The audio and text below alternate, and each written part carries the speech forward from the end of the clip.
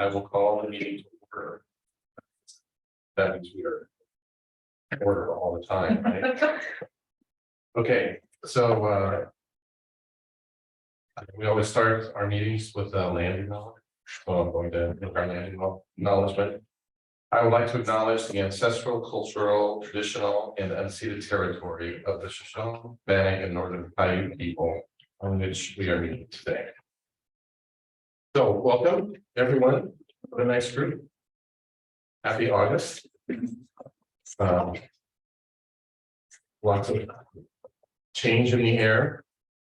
So I wanted to, everybody got minutes sent out. So thank you for getting packets out, everyone. So I would like to make a motion around minutes, see if there's any questions or have a motion to approve minutes. Motion to approve. Gabby and JJ, all those in favor? Aye. Opposed? So moved. Thank you very much. All right, so we have some good topics today. We're going to start with an update from Jennifer, and then we have a few pieces of information to we'll be hearing from many of us in the room. So Kristen, Stephanie, Tilly, and I know we have some introductions. So Jennifer. Right. Great. Well, I just want to say thanks to everybody who has been on the commission, who has been very active in selection panels over the last month, and for the volunteering that we've all agreed, or many of you have offered to do for the upcoming conference for the AASLH. So I just want to start by acknowledging how much we value your service, and thank you so much. I want to then the next thing I want to do is welcome Emily Shivers, who is our new grants program manager and public programming manager. So you may remember that part of the reason that it took a while is because we changed up the title and the job description a little bit. And so it took us a while, but we are so thrilled to welcome Emily. And do you mind saying just a few words about your background and where you're coming from? And yeah.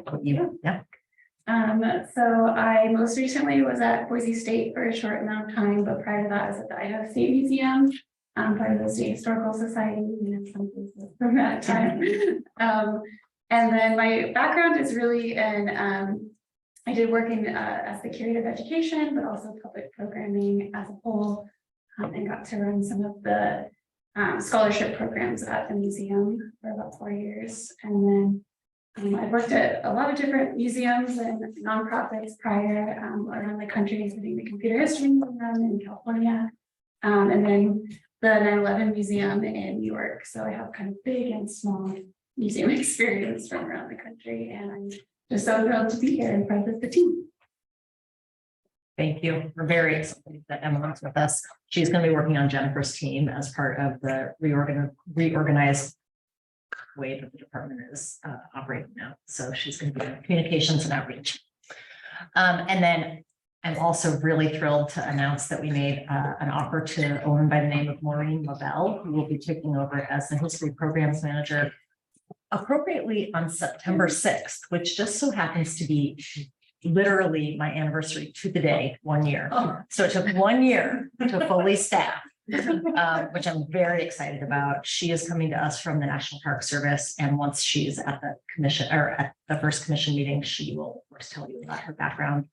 She is from Boise, graduated from Bora High School, then has been gone for many years, worked for 12 years as an interpretive ranger at various park sites around the country. So has just a really great public facing background, and really excited about having her here. So she's got a lot of passion for Boise and history, and has good training from a government agency. So we're super excited about that. And then finally, we did finally finish our office reorganization. Sorry, I got Invisalign recently, so I'm lisping a lot, and everybody I hear is tired of hearing me say that, but I'm still struggling to learn how to talk. So anyway, come down and visit. It's awesome. It's nice and clean down there, and we have some new plants and flowers and stuff. So it's looking great. We're thrilled that that is behind us. So probably more important than that is the fact that we have spent, the staff has worked really hard on coming up with a new, whoops, I'm sorry. It's trying to make it. Trying to make it so that these folks are not covering up the words. Maybe you can work on that while I'm, yeah.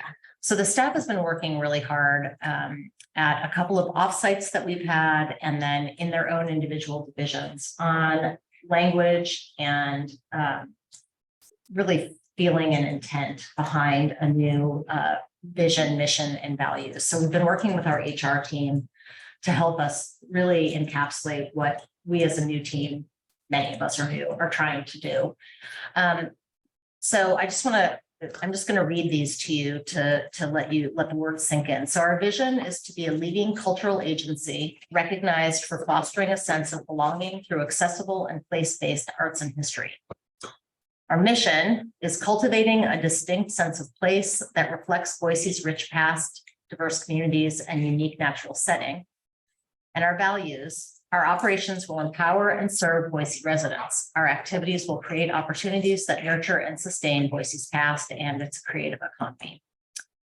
So that was really what you see on the screen is the outcome of many hours of everybody's input. And that was really important, I think, to me, certainly, and I'm sure to the whole team, that they felt that they had buy-in and had input to what we determined. From this, each division has also adopted their own mission.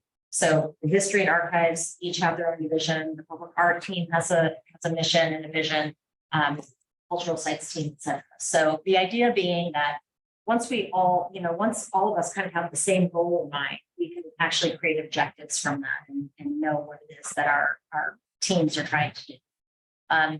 So as we move into next year and the revision of our cultural plan, because it's now 5 years old, this is going to really help us sort of determine what the goals and objectives are of the entire department.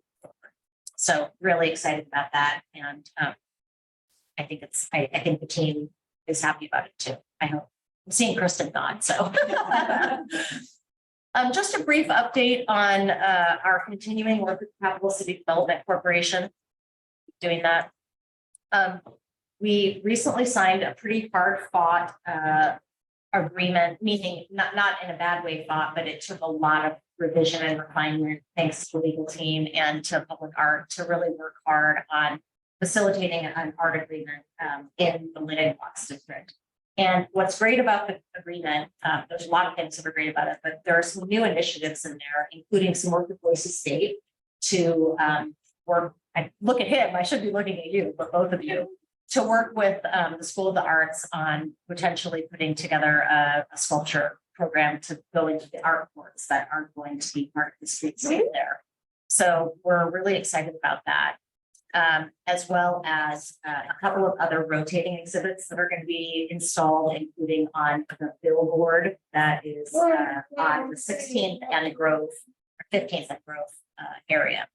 So it was hard fought. There were a lot of details that we had to work out.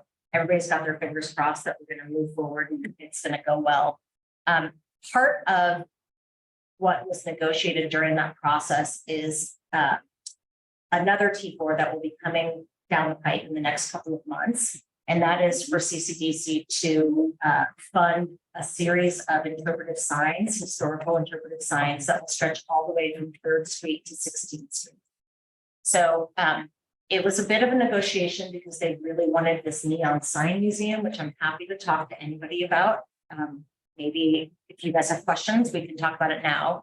But part of agreeing to sort of help them facilitate that, we felt that as a department, we wanted to make sure there was some interpretation as to what these districts were and what was going on the streets. So that's probably a little more detail than you need right now. Happy to answer any questions about that. And that's that last. So I'm very happy to announce and celebrate that the new percent for art ordinance, I should say the revised percent for art ordinance, is now part of our Boise City Code. the impact of that is that what used to be 1% of all capital projects to go into public art is now 1.2%. We're really thrilled about that. It also, the part of the language also expands and widens the kinds of things that budget can be spent on. So it expands to what we're calling cultural assets, even though the name of the ordinance is staying the same. And the bulk of the money will still be going toward public art. We also have more opportunities now to spend that budget on a few different things. Of course, you may remember that what got taken out of the ordinance is the maintenance dollars. And so now the maintenance is going to be handled by the regular budget process with the city that we go through on an annual basis. And it's based on our cultural team's 5-year annual maintenance or 5-year plan for maintenance that they have put together. So we can actually do some planning as we move forward. And it provides a lot more predictability for city council and mayor when we budget.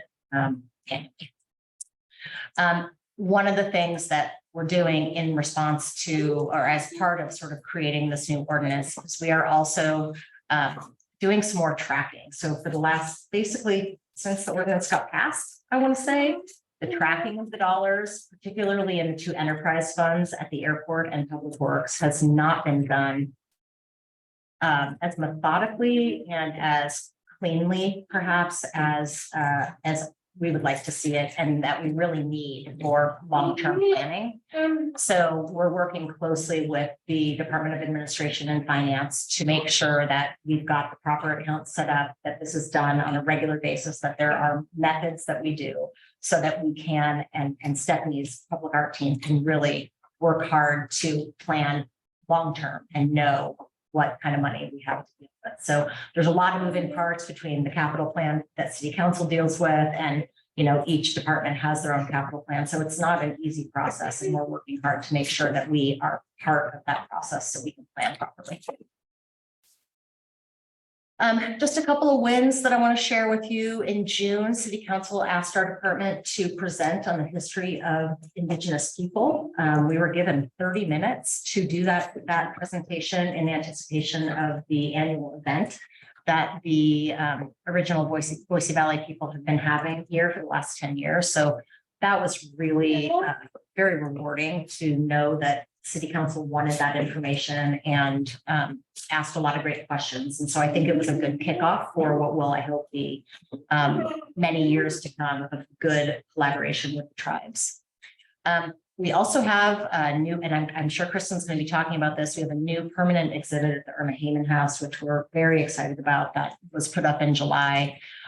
It will not be up for very long because we have a new and also very exciting temporary exhibit coming up. And again, Kristen's going to be telling you about that, I assume, in September.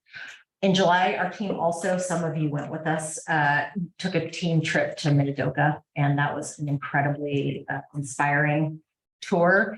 And not out of that, but in addition to that, our team is going to be working with that same group of people, Friends of Minidoka, on a celebration, is not the right word, of the Nisei trials, which is going to be coming up in September of 2024, which is, for those of you who may not know, those are, it was a number of Japanese people who were put on trial for resisting incarceration during World War II.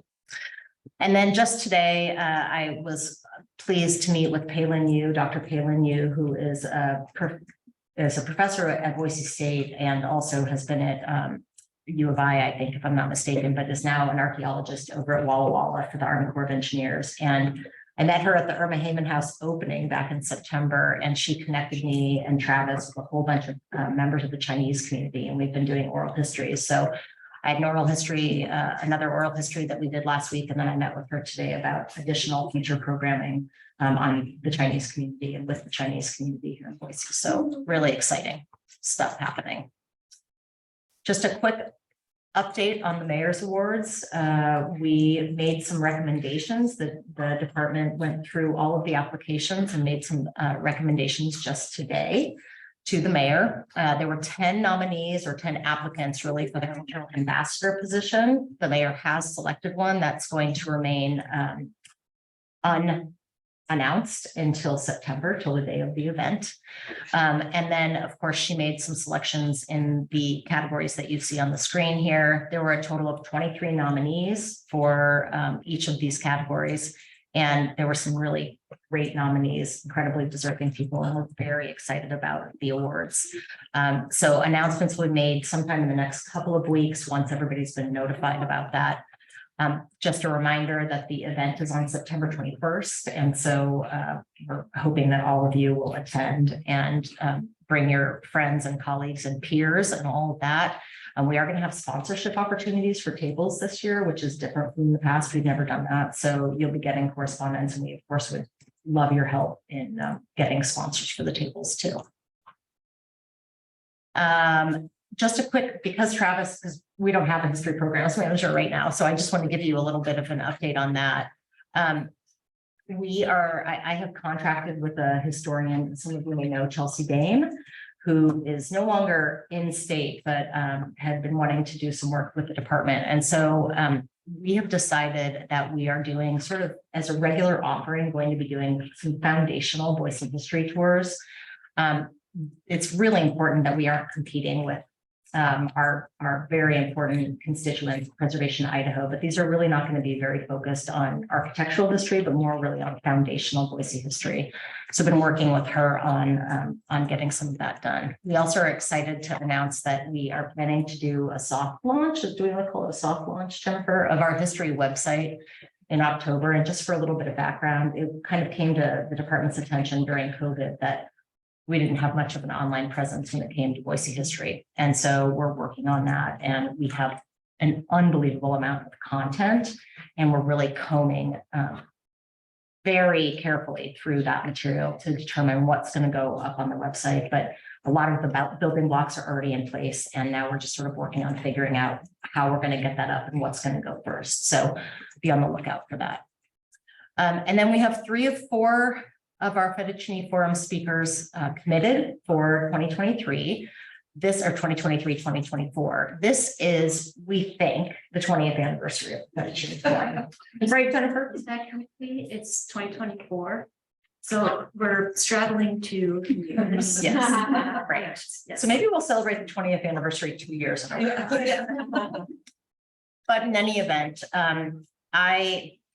I have chosen, because I have been sort of filling this role, the theme, let's talk about Boise. I think in my own personal, this is Jen's opinion, but with so many people moving into Boise, I really am hoping that we can engage, that we can promote civic engagement by getting people to understand about our history and what makes this place really special. And so we've got Renee Campbell and Priscilla Wiegers coming to speak about both Chinese and Japanese American history in Boise. Carl Brooks, some of you may know him. He's coming to town. Yeah, he has agreed to come. He is he was born and raised in Boise, went to Boise High, graduated in like 1963, if I'm not mistaken, was an attorney here in Boise. He was also a state legislator. He went and got his PhD in history and has been teaching at University of Kansas for many years, except for a brief stint when President Obama appointed him to be the EPA administrator in that region. So he is going to come back. He also wrote a really great book on history. Well, it's a little dry, I won't lie, but it's brilliant. So it's very like legally about the history of the Hells Canyon Dam. So he's got an incredible background, and he's agreed to come, and he's really quite honored and excited. And then finally, we're going to have one of Commissioner Ashley's colleagues come, Krista Paulson, who teaches in the urban studies program. And she specializes, she's a sociologist, she's an urban sociologist, and she's going to be talking about the history of home and what home means in Boise. So I tried to find people who would meet with and sort of be in line and aligned with the mayor's priorities. Homelessness is obviously a critical thing that we're talking about right now, as are these other things. And then finally, I just want to remind you all of some of the upcoming events that we're excited about and hoping that you will join us for. We have been continuing to participate, of course, in the Haas virtual road trip, and those have been really exciting. Our Mackenzie Dunstan has been leading those throughout the country. The last one was in Knoxville, Tennessee, and I think the upcoming one is in New Mexico. Check your newsletters. I can't remember off the top of my head. And also on that same day, basically on the heels of that Haas road trip, we'll be hosting the opening reception for the next exhibition at James Castle House. The mayor will be attending that. We have also invited Congressman Simpson to come to that. So stay tuned. We hope that he will join us. And then we have several grantees listed here as well as our cultural ambassador who has some events. So hope to see you at all of those. Just one quick note. Yes, please. There's a date change. The Campfire Stories is on the 14th, and that just changed. Good to know. Let me point out too that it's possible that in your packet, the James Castle House opening might have been August 18th. I just want to point out that it is in fact August 17th. So. I want to thank you guys for offering to volunteer for the AASLH. Hopefully you've gotten those emails and have had the opportunity to sign up. Again, we just would ask that you also help us with outreach and drumming up attendance at the Mayor's Awards. Our public art tours are open, so you can certainly register for those as well as suggest that others do that. And I already mentioned about the grants, some of the grant things coming up, but there are others as well. And I will stop there because we'll have a whole presentation on grants here momentarily. So hope I didn't take too long. Sorry if I did.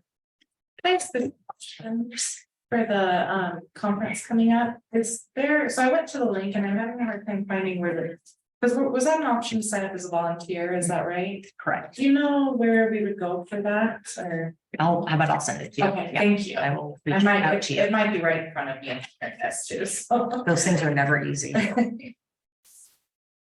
And can I ask, Jennifer, you and I were in touch, I think last week about where we are with the training for commissioners to be able to give public art tours. I suddenly find myself giving one in September. So for Leadership Boise, as you all are getting ready for the Mayor's Awards, Leadership Boise is on September 20th. So obviously you guys are very busy. I offered that I could do it since I'm in Leadership Boise this year. I could make it up. Would be fun for everybody. But I think you have some documents or like the path that I could follow. Just let me know what I need. Thank you for doing that and for bringing attention to the art collection. We totally appreciate that. I think it probably makes sense for Stephanie to get in touch with you personally. We don't have it quite worked out in terms of a program yet. So I think probably the best thing is for her team to reach out to you, and maybe we can let the rest of the commissioners know when that, training is going to be. If anybody else is interested in doing that, we can do that at the same time. And if anybody wants to attend the third Saturday public art tours there, I think they're actually sold out. They've been sold out all summer. It's like May. I think it's the only one that is open in October. Yeah, but you're always welcome to tag along. There's 2 opportunities at 9 a.m. and then again at 10 a.m. or no, 11. 30. Stephanie, are you suggesting that as a way for me to do the training, basically, or? That would be one good way. Otherwise, I'll send you an email because I've got a tour script that I can share, and there's 2 different tours that you can choose from, and then we can chat. 9:30 and 11. Yeah, that'd be perfect because I've been on one and I remember it pretty vividly. So the script, if you send me the script and I can look at it and just be like, okay, yeah, I remember this parts, and then maybe we can connect on anything I'm missing. But I do think that if other commissioners wanted to train too, we could do it as a group. Yeah. Cool, thank you. Thank you, Melissa. And I'd be interested in that. But any other questions for Jennifer? Can I just register one suggestion? I did a couple of the nominations for the Mayor's Awards, and I realized when I got to the form in Submittable, I wondered if some people might be intimidated by the form, only because I could recommend artists, but I had no idea what their contact information was, what their phone number was, what their address was. I could give you their name and their website, knowing that you all know who they are. even better than I do. So maybe in 2 years when none of us remember any of this, that was a little bit of a barrier for me because I was like, oh gosh, do I have to have, and it was required. So I kind of worried about folks who wouldn't have tried to go the extra effort to submit stuff. Thank you for that feedback. We are looking at shaking it up a little bit. Yep, Okay. thanks. Well, I did also put in some fake numbers and addresses in there too. So I know, I love the 1, 2, 3, 4. I don't know. That was great. I did it 3 different times for Avenue, Boulevard, and Street, I think. So yeah. Yeah, it's awesome. That's great. Okay, so I think we're gonna go to Tilly. Okay. With an assistant. You get that pulled up, if you want to hand that over. Silly Bugs, I just want to do a brief introduction. I had the pleasure of, in January, when Evie Backler left her soul, she kept very good notes and records. When she left in January, Jennifer appointed me as the interim manager of the grant program. And I want to thank Jennifer, Jillian, and Jennifer for your support in that role. I really enjoyed it. Essentially my duties during that time frame were to continue, basically to make sure that services weren't interrupted. So I supported providing invoices for current year grantees, making sure they got paid. And then I had the pleasure of doing workshops for the incoming grantees, and then reviewing and working with grantees as they applied. And I was super happy with the number of applicants that we received, and had the opportunity to run the panel. Fortunately, Emily came in and the panel, so she was able to participate in that as well. And with that, I just want to hand things over to Emily and say I'm very happy that but I am really happy. So thank you.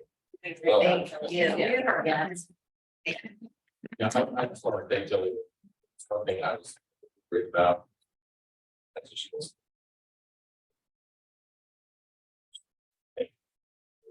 Awesome. So welcome. All right, well, I'm excited to announce the grant recommendations for fiscal year 24. Thanks again to JJ, Gabby, who participated on in the process and the panel review. So we'll go ahead and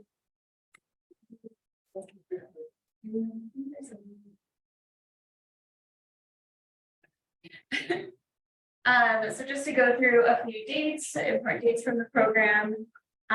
So we had the open call from May 1st through June 16th. The grant review and evaluation from June 22nd to July 24th. The meeting was on July 18th, and and then we had a debrief last week with the commission chair and director. And then obviously today is presentation. At this point, on Friday, there'll be a memo that will go to the mayor and the council. They'll get 2 weeks to review those recommendations, and then the final selection will be on August 15th. Applicants will be notified August 21st through 30th. As fast as my little fingers can type out notification letters. And then the public announcement will be end of August and early September. But the time that we're looking at. So this year, there was a large increase in the number of applicants from years past, so that was really promising to see bouncing back from some years being impacted by the pandemic.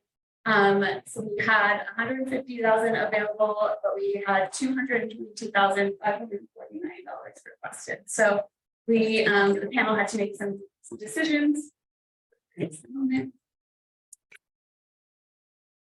So I don't know, Tilly, you want to maybe handle this slide because this was prior to my time, but there is a focus on really guiding applicants through the process. And so sure, we did 4 meetings. One was online and that was put online for people to be able to access. And 3 were in person, 2 at Global Lounge, one in an evening, one on a Saturday.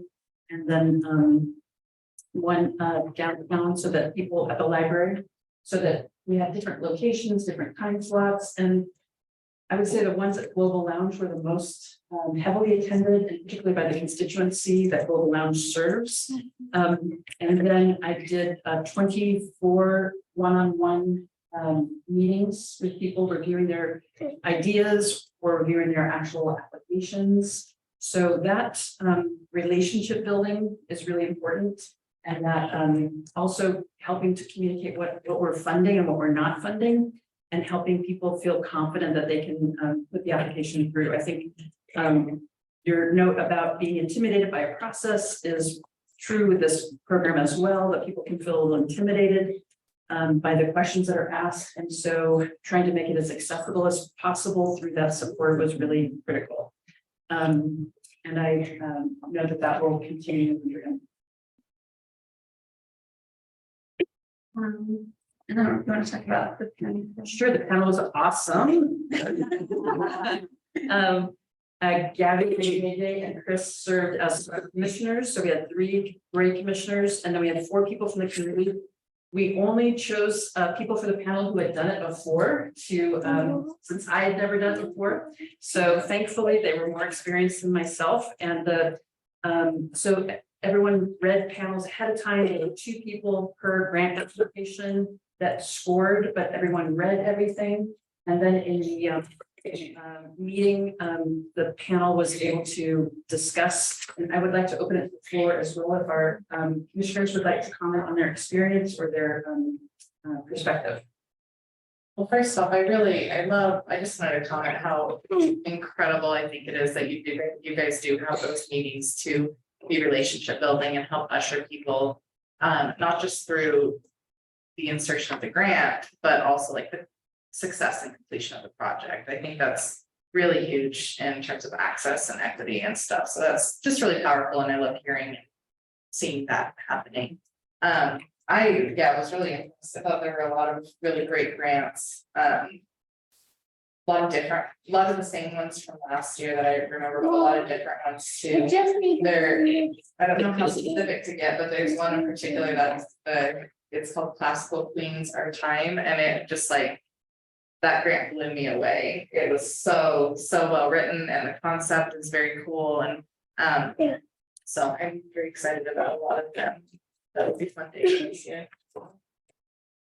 I think I'm the sucker of the group because I wanted to fund everybody. I put in, I think, full enough for everybody, and except for one I was undecided on.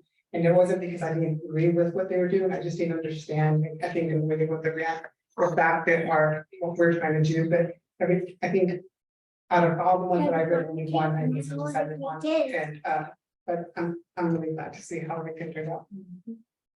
It's also always really interesting how kind of the cream of the crop is, we all agree and kind of see it, and then the ones that you're kind of excited, and it was a great mix this year. It's a really great thing about shows up who our community is and how Yes. distinct Boise really is. Yeah. I appreciate how you said too, how you wanted to fully fund everybody. Because last year we had more money than applicants, and so it was easy. It was like, yeah, we can say yes to everything. And I did not enjoy that part either, but it was the conversation around it, like how we came to those decisions, I really appreciated and valued. And yeah, what a great group of community members too, just so many different perspectives and experiences, and yeah. All right, so just to review quickly the guidelines and criteria for the program. First off, in order to be eligible for FY24, the event or program has to occur between October 1st, 2023 and September 30th, 2024. In addition to timing, it also matters where it's happening, so Boise city limits are important. And then also something we looked at was the the committee looked at was project venues meeting ADA accessibility requirements. And in addition to that, also meeting the equal opportunity statement for the Arts and History Department. So as you can see, the Boise City Department of Arts and History does not discriminate in its programs and activities based on the basis of race, religion, national origin, sex, age, sexual orientation, gender identity, and or disability. And so that was something that was considered in the process. Also, there needed to be a level of accessibility measured by cost, so encouraged a low or free or low cost component. So the standard was $20 or less per person. And then as far as criteria and how things were weighted, it was quality at 30%, community benefit 40%, and management 30%. So really looking at the impact that these programs have on the community was weighted the heaviest. So quality meaning, was it there a clear description of the project, were bios included, relying on for artistic on people relying, sorry, bios of people relying on for artistic or cultural expertise. So that could be potentially someone who has a PhD in the field, or someone who learned something to do generationally, traditions that were passed down. There's lots of ways that we looked at for cultural expertise. Also looked for strong work samples, examples of artwork, writing, pictures, photographs, videos that were included. And also, was it inclusive? Were they collaborating and experimentation or types of innovation in the project? So community benefit, which I mentioned, was weighted a little bit heavier than the others. So was the project meaningful? How does it benefit or impact the community? See, the intended audience, and I think something important to point out is it doesn't need to be a giant 500 people that they're serving, 800 people. It could be a smaller audience, but impact could be as small as reaching an underserved community or something along that line. Mentioned affordability and then that community focus. When you talk about affordability, is it $20 per ticket or $20 total per family? Typically $20 per ticket. Am I correct? Yeah, $20 per ticket. Yeah, or less, or they had to have, if they had some that were over that amount, they had to have some that were free or like. Or somewhere picked out because they would need that. And then lastly, management. So did they have the organization in place to be able to complete the grant and follow through on the event or program? So, okay, is the project scope clear, doable, and then planning, logistics, budget, all of those things were they considered and thought about ahead of time. Okay, so now on to the recommendation. So this is the part where there will be an action item and a requirement for it at some point, and consensus from this group before it goes to the council and memo. So I will quickly go through the declines first. And again, we had to make some difficult decisions, again, based because we had more applicants than we had funding to be able to cover. So these are a number of them. I will say, as Tilly mentioned, there were times where maybe the management portion wasn't fully thought out, or funding, maybe the ticket prices were too high. There were quite a number of reasons that we made these recommendations. But because of limited funding, we had to make some hard decisions. So I will mention, though, you'll notice the asterisk next to some of the names. So I went through, and that represents people who have our first time applicants. So we never applied prior, and that goes back to 1997. Yeah. And we also, the ones that were declined, we took notes to let them know why, and next year what they could do. Yeah, and I think what's interesting, if you look at the next slide as well, a lot of those in this category were first time applicants, which is an indicator for me and the department that there's work that we can do on the front end to help support these applicants in the future. So another consistency I noticed in quite a few is budget inconsistencies that the committee noticed. Or not using the template or having incorrect numbers. So those were some of the reasons for this decision. And then there were, again, hard decisions made because of limited amounts of funding. But this group is the approved application, but maybe at a reduced amount. So we'll go through each one of these really quickly. Won't take too much time. I'm gonna move this From the left there. Yep.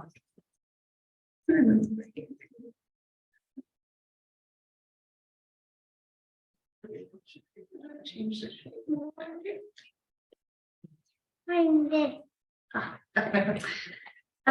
So first being the Boise Baroque Orchestra. A lot of the reason for this was so there was ticket prices under $20, but some of the ticket prices were above the threshold of that $20 amount, which weighed into the decision to pay at a lower amount. But what was really determined was they wanted to support a Latino artist that was a part of this and this orchestra. And so we wanted to sort of restrict the funding to support that particular individual in this, especially in this genre of music, which you don't typically see some of that more diverse musicians. Next, we have Boise Phil. You'll notice a lot of these are similar, that they are larger institutions that we maybe apply again and again for grants, and that we're hoping that they look for additional funding sources, and they have the ability since they're more established organizations in the community. So Boise Philharmonic was one of those. Capital City Flute Club. We wanted a little bit more information in the application, but we thought that it was a strong event. Their spring flute swinging, that's a tongue twister. So we decided that this year, providing at a lower amount and then providing maybe some guidance next year for some support. Idaho Dance Theater was another one. There was some budgets that seemed a little off, and we wanted a little more information on data management, but we felt like the program was really strong and the application was strong. And then LED was another one of those with an established organization that we that the committee wanted to support.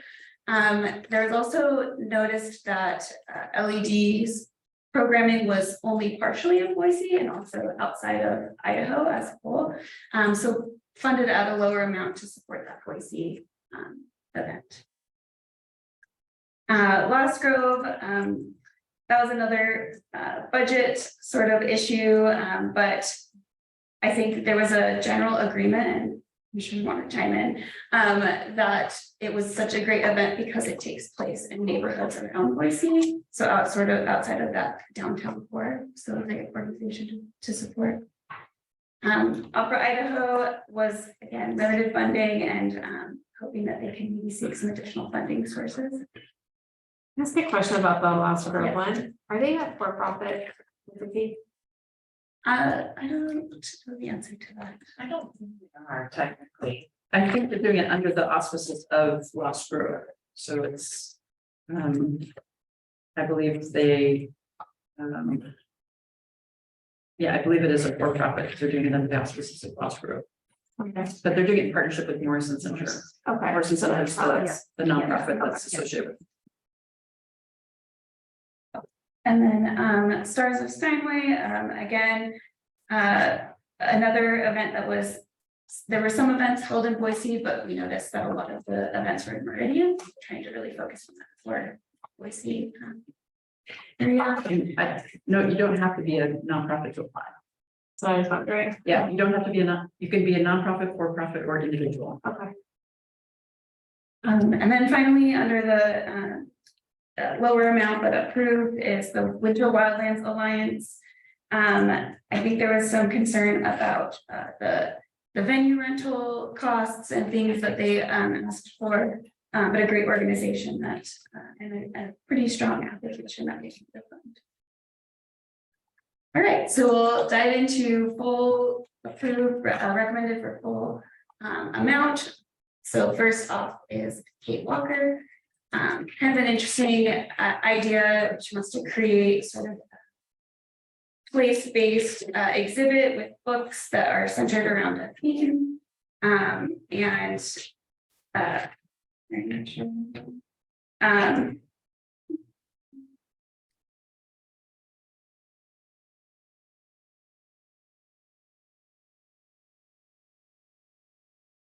BSU professor, Also, an individual artist. And was asking for a relatively small amount in relation to dealers. yes. And then Boise Chinese Traditional Dance Group wanted funding for a performance, about a 30-minute performance, which highlights the culture and dance of that community.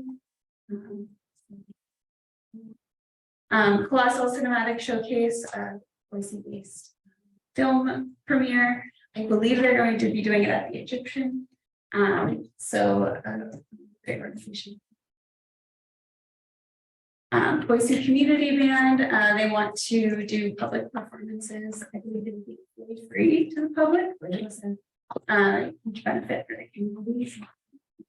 And they're all volunteer. All volunteer. And this is a first-time applicant. Idaho Prison Arts Collective wants to do workshops, and they would focus on recently incarcerated people returning and transitioning into everyday life with arts and meditation practices. So with experienced teachers, which I thought the group thought was really a nice addition to that. People who are comfortable and so from 3,000 to 4,000, we have a number also we see bard players. So they do I think their claim to fame is making Shakespeare accessible to the public, to all members of the public. And so this is an instance where they did it at Idaho Penitentiary. And so they do these community theater productions for the Boise Portsman does a big youth orchestra event for almost 900 students each year. So this would be supporting this opportunity for students from Boise. I think even outside of Boise, they come in to participate. Have more coming. So issue. Oh, that easy. Boise Rock School. This one is sort of a new proposal for a new program. So they want to take students that are at the school and partner them with more experienced bands and artists. To learn from one another and do a community concert at their site. Again, another opportunity to get outside of sort of downtown proper and get music out into other parts of the city. And then Treasure Valley Children's Theater is Where's Ida? And it's based off of a children's book series written by former First Lady Lori Otter. And it's a history program for fourth grade students. They're fourth grade students teaching about Idaho history, very experiential opportunity. And then we have quite a few that were recommended at the 5,000 level. Arlie Summer was one of the few that applied that was sort of history focused, same with the history programming. And is going to work on a Songs of Buildings podcast, partnering with members of the community experts on various buildings and their history and their story. Boise Gaiman's Chorus wants to do a free summer concert for the community, again, that accessibility. And I hope I do not mispronounce the name. Stephen, I don't know how to say that.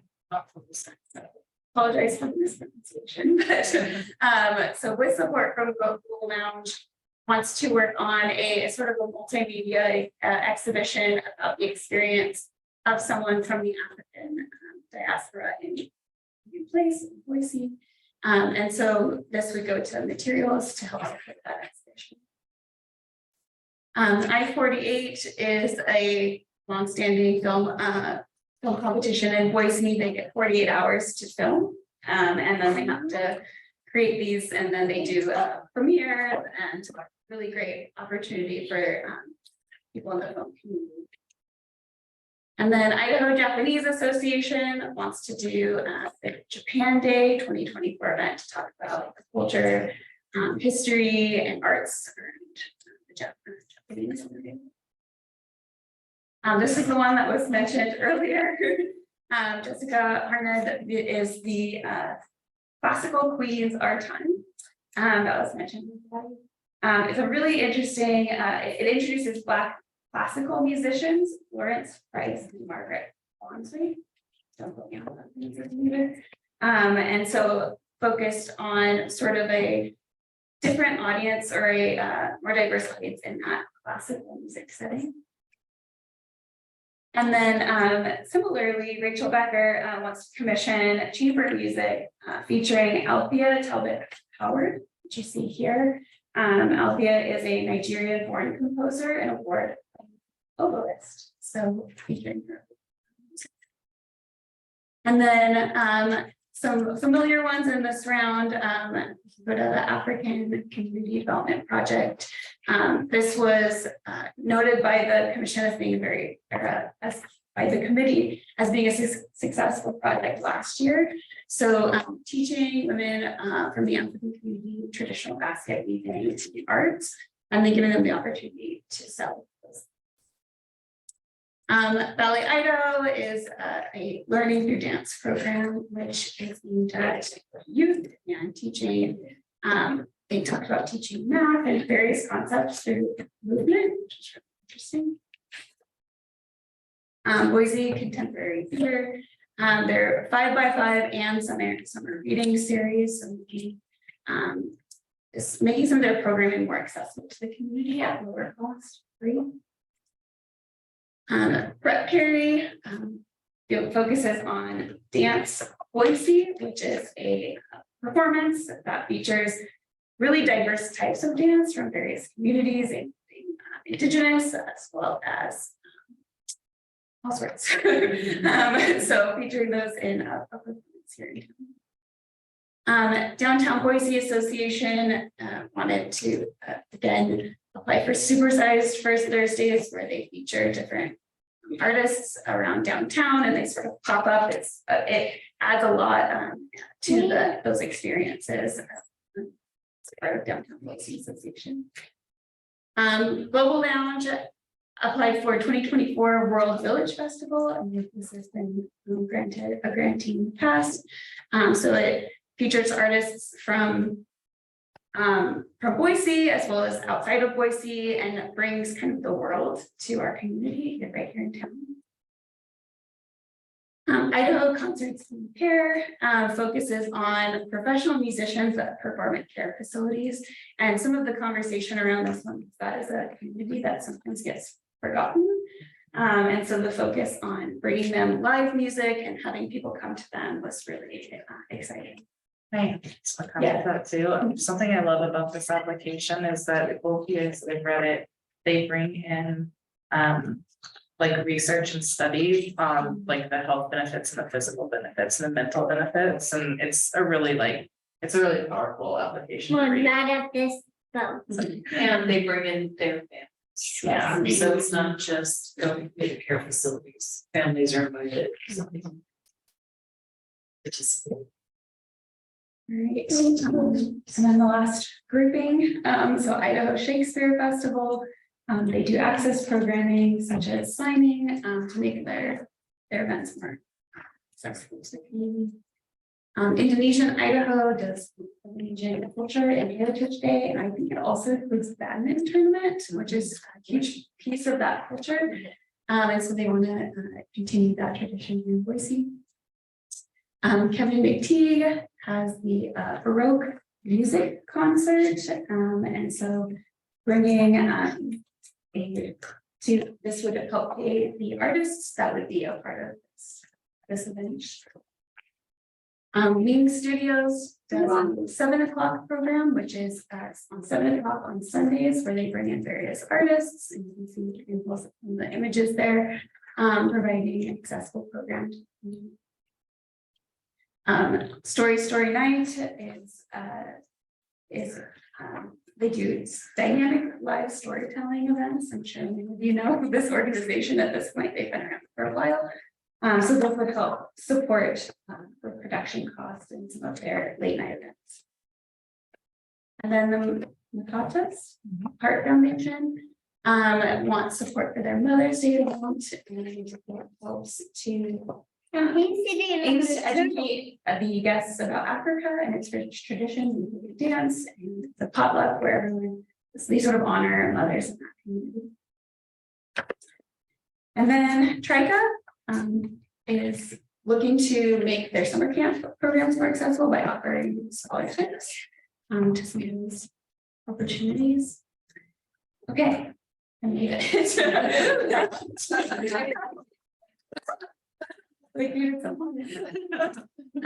So overall, in summary, there was 52 applicants. So as I mentioned earlier, it was really exciting to see that uptick from the pandemic. 17 brand new applicants, 8 of which are being recommended for funding. So again, total requested was $222,549. And then the amount to award is $150,000. We were very excited that the committee hit it exactly on the nose at 150. So it would be 30 applicants at the requested amount, 9 applicants for an award lower than requested, and then 13. And probably the dollar breakdown. And then after that, it's just I'm happy to answer any questions or look to other people to potentially answer some questions. Well, great job. You have been here for a few weeks. I know. Thanks again. Anybody have any other questions or comments? Just jealous I wasn't on that review panel. It takes a chunk of time. I think it's like 40 to 50 hours. Yeah, it's a lot, but it's so much fun. And then you have like next year's social. Yeah. So I just have one, it's really a comment, not really a question, and it's, we've been at the $150,000 level for a long time. And I just wonder, strategy to try to grow that, anything you can do working with the Arts and History Foundation, working with local businesses, et cetera. So that's my. Do you guys want me to take that? Yes, please. Okay. So I do have some things that Emily and I have already been discussing, as well as Jennifer and Tilly and I. That will. Let's see, how do I want to say this? So I think we're going to see some changes to the grants program. I think my own opinion, I'm a former grantee. For those of you who don't know, I did some oral histories with a grant from the department many years ago. Well, like 6 years ago, feels like a lifetime. I think that there are some opportunities for us to rethink the grant program in ways that can ensure that we know that we are hitting the mark, in the sense that we are fulfilling the mission we want to fulfill, which is this program doesn't have a mission yet, and that is something we're working on, and that Emily identified the very first week she was here. She's like, what's the mission of this program? I was like, that's a great question. So what I sort of see as some of the holes, frankly, and this is a very long answer to like your question.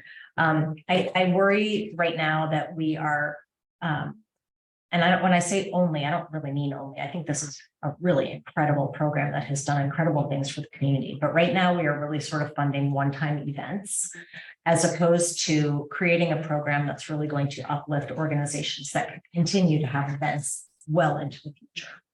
And so Jennifer and I, as you know, attended the Humanities Conference last fall.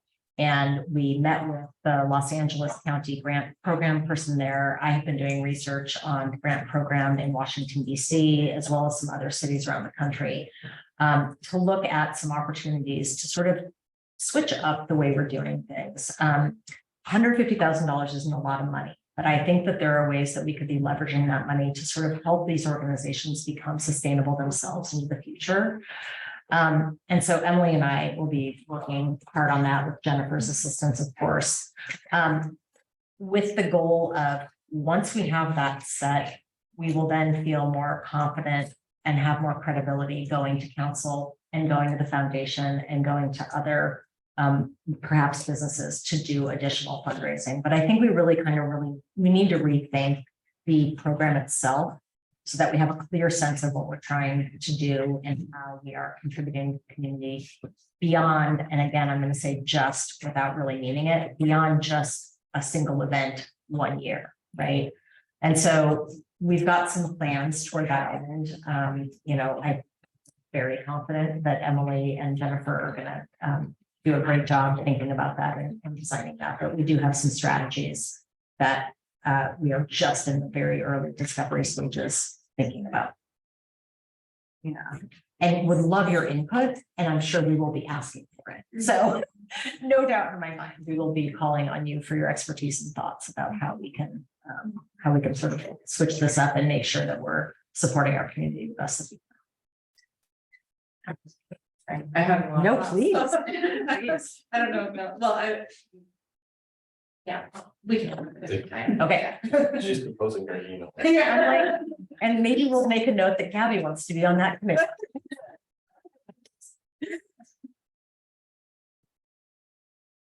Okay, well, Request for approval. any other questions on that? I'll just maybe segue, just one note to Jennifer's point about asking you for potential input. I think it starts, and I have this conversation, it starts with understanding our cultural sector better. And I personally think it's really important to go to them, past, current, and potential, grant recipients to understand exactly how the city can support them today and in the future. So I think it starts with a really good understanding of the need, and then how we can tailor our operations and services to the need or needs. Okay. Thank you.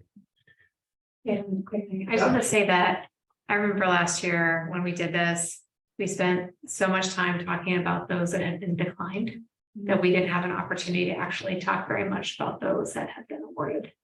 And so I really like the fact that you are giving information to those that were declined to help them think about applying in the future, depending upon what happens with the grant program, because I think that mentorship is so deeply important to a lot of people that are emerging, whether that's individuals or organizations or programs. And there's not a lot of, so much of it is ad hoc how it works. And I think that's a really important role that the city can play. And I also just really appreciate getting to hear more about those that have been awarded this year and the really kind of interesting and powerful work.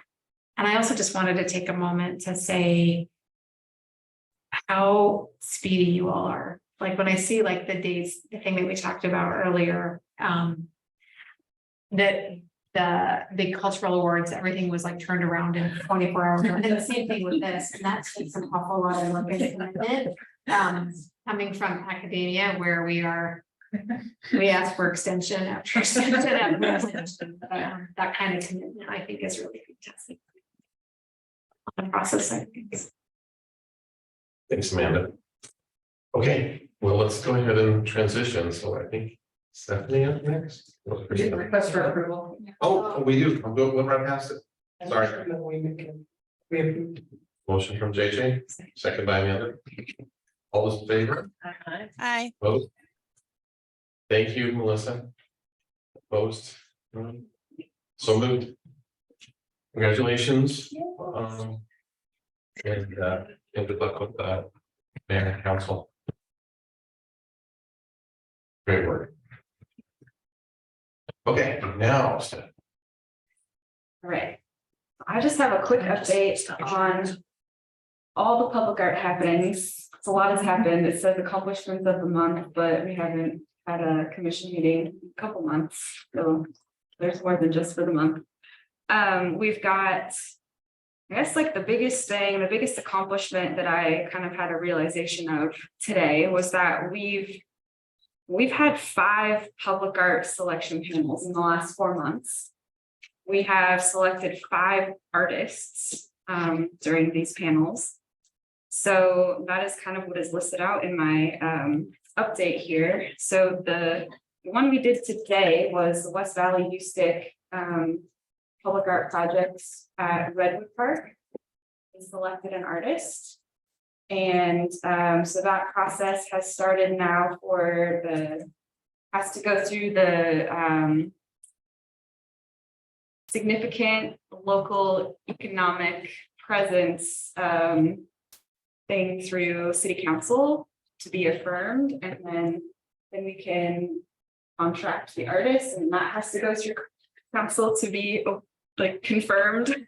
And then that artist will be hit the ground running on their design and their fabrication. So we've still got a few months until that project has any visual elements to share, but I thought that was a pretty proud accomplishment that I started a year and a half ago. So it's really, really exciting. And we selected the Linden District fence artist back in April. Mindy Young. And then we've got the 3, I guess, CCDC projects. Biggest one being the 521 West Grove Street public space, public art project. That artist was selected, went through the SLEP affirmation through council, and then almost on contract, and his community engagement event is happening August 10th. So that's a really exciting basically launch of the project where he's going to get some more really specific feedback from the community, and then he's going to take it into the design proposal. We'll be seeing in October. So it's really exciting. The other 2 Old Boise Blocks projects, the first is sidewalk element. That artist has been selected. Name is Mungo Lavoya. He's a local Boise artist. Will be doing a design for a sidewalk element that's going to be embedded in concrete bronze. So he will get the design complete, and then he will work with the fabricator to produce, I think, about 10 of those medallions. And then the second Old Boise Blocks project is kind of a fence barrier element between the sidewalk and the water wheel at CW Moore Park. So that artist was just selected last week. Bobby Wrights, I think is his name. I don't know how to say his last name, but also just selected, so that his contract will be confirmed through council, and because of the way that our process went, we won't have to go through the SLEP city council, so that's good. And of course, public art walking tours every 3rd Saturday. And that's the majority of my update. Any questions? Yeah. I do want to say that installations we've done, one I was most worried about was the little displays in the fabric thing, and I was there a couple days ago, and I'm like, wow, it's amazing. Looks great. So great job. I'm looking forward to hearing more. I did, when I saw your thing, I had to go find out where the park was. Yeah, right. Thank you. Anything else? Kristen? So I'm just gonna give a little update on all things Irma Haven. So we've been open for up on 1 year now, next month, which is wild. And we're in a really exciting place right now. It feels like we're kind of hitting like a new form of becoming what we are capable of being. So we have recently gone through our first ever program selection panel, and JJ, thank you so much for serving on the panel. We had some really great, very thoughtful conversation with our panelists, then enabled us to go back to some of the applicants and work with them to get some changes made that would make their proposal, work with what we're actually looking for this month. So we were able to say yes to almost all of our applicants, which is amazing. We have decided, the first time is always a learning opportunity. So we are going to shift our plan as far as that program selection goes. We had originally planned it to be something that was going to happen twice a year, and we're going to move to a quarterly model to kind of lower the barrier for people who may have a harder time moving further out. So this will hopefully make it more accessible. But as of right now, we have events planned through the end of December, and our next call will open September 1st. So there's a lot of opportunity for community partners to engage with us. We have started doing more events of our own. So we've been hosting First Thursdays. And again, I thank you, JJ, for being at the last First Thursday event. It was a really fun one. We had just installed our exhibition that Jennifer was talking about. It is permanent in that it is not permanently up, but it will always be something that we can pull out. And it is historic photos of the River Street neighborhood. So it's a really great opportunity for visitors to learn more about what we're doing. We do have another exhibition opening next month, September 23rd, which is a Saturday. It's also the day after our official 1-year opening celebration. So it's kind of doing a little bit of double duty. But this was a great exhibition on the collaboration between public art and cultural sites, and also a community partner, the Idaho Black Community Alliance, and a local artist who Gracio Baraka, who takes the most beautiful portrait photos. So this is a really kind of exciting collaborative effort to put together, and this is going to be a stunning show. So I would highly recommend everyone to come see this. The public event will be on the 23rd from 6 to 8 p.m. And the artist will be there to answer some questions for people. We're going to have some food and some refreshments and performances, and it's going to be a whole lot of fun. So we also have a whole bunch of things kind of going into place more in the physical context of the Irma Haven House. We have fence signs coming any day now. In fact, I keep showing up hoping that they've already installed the signs. They will be there any moment. So pretty soon, coming downriver from either side, you're going to be able to see a big sign that tells you exactly what we are, at least something for people to be able to look up online. So that's very exciting. We have interpretive signs that are going to be coming to the outside also any minute now. The design on this has been finished. They're in fabrication now. So we're going to be able to tell a story to a visitor who maybe doesn't want the full guided experience and has a little bit more autonomy in their experience they're having on site. We recently got, so we've got rack cards now, visitor guides. We have a much more robust self-guided experience that we're able to offer at this point already. We also have the T4 that was in conjunction with the public art program through CCDC to get lighting of the public art. That's also in the works. And then we are also going about installing a really phenomenal outdoor projection system so that we can have ongoing art opportunities and engage our community in a very different way. So this is going to be a projection that is aimed at the short part of the parking garage, short wall on the parking garage that is visible when you're traveling east on river. So it'll be, I think, very visible to the community. I think it's going to be a really great addition to what we have going on, and will enable us to also kind of cross promote with what we have going on inside. So let's I think that's all of my updates on the Haven House. And if I might just say one thing about the James Castle House. Just want to point out this exhibition that we have coming up is a big deal for us. This is our 5-year retrospective for our residency program. It will be the first time we've ever had contemporary art on the walls in the house, and it will be up alongside James Castle Works. So I would also highly recommend all of you to come to that event. It's gonna be phenomenal. That's all. Oh, wow. Awesome, JJ. I'm glad to see that you won an Orchid Award. I think seeing that because I've seen that everything that's gone on this whole year, like it's one of the things that I like to show off to people. I'm like, oh, you have to go see the Irma thing in person. So to see that you won an award, congratulations. Thank you. I can't believe I forgot to mention. Thank you.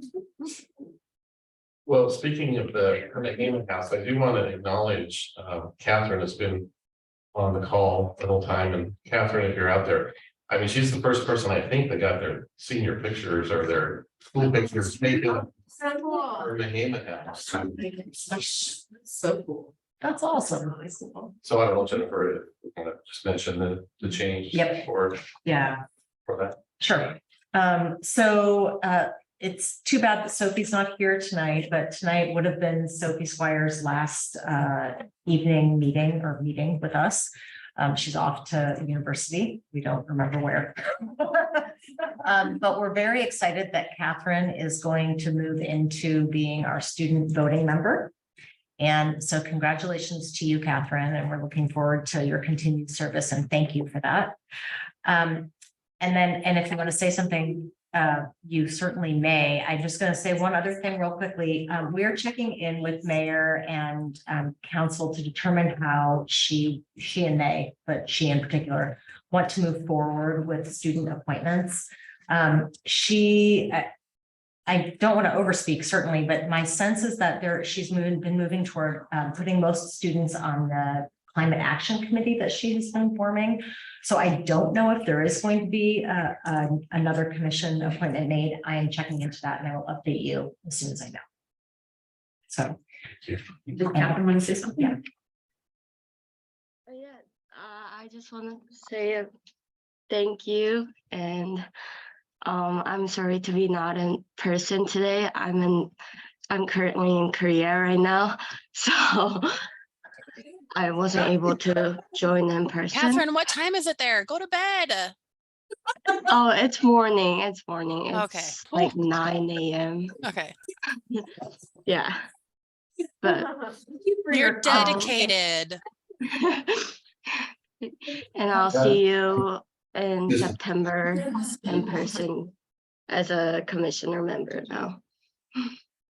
Well, I just want to say thanks too, because for 2 years, Catherine has been in this, formative role, and she's just been so committed. And I know as she steps into a voting member of the commission, it'll just be great. So thanks, Catherine. Congratulations.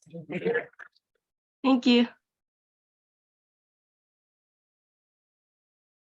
Can I ask one more question about the mayor's awards?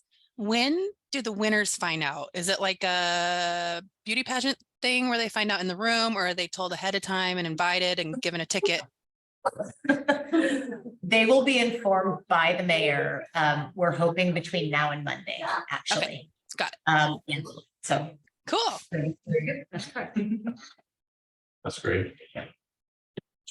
All right, any other comments, questions from the commission? Can I just say, Hispanic Heritage Month starts September 15th and it goes through October 15th. So we will be kicking it off at the Capitol. I've requested to have the mayor there to do a proclamation in English and in Spanish.